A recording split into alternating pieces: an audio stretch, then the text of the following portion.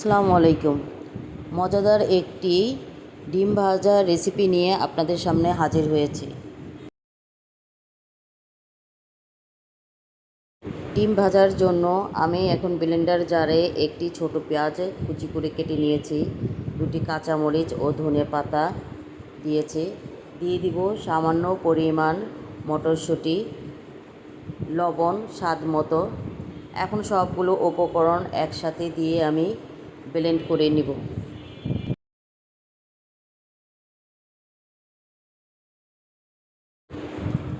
মটরশুঁটি আমি ব্লেন্ড করে নিয়েছি। এখন একটি ডিমের সাদা অংশ দিয়ে আমি ভালোভাবে মিশিয়ে নিব। আপনি এখানে চাইলে হলুদ ও মরিচ সামান্য পরিমাণ ব্যবহার করতে পারেন। অন্য একটি পাত্র ফ্রাই প্যান আমি বসিয়ে দিয়েছি সামান্য পরিমাণ তেল দিয়ে।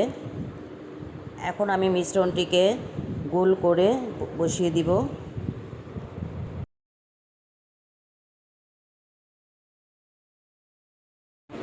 ডিমের কুসুমটি আমি এখন মাঝখানে দিয়ে দিব, দিয়ে 5 মিনিটের জন্য ডেকে দিব যেন মটরশুঁটিটি ভালোভাবে সেদ্ধ হয়ে যায়।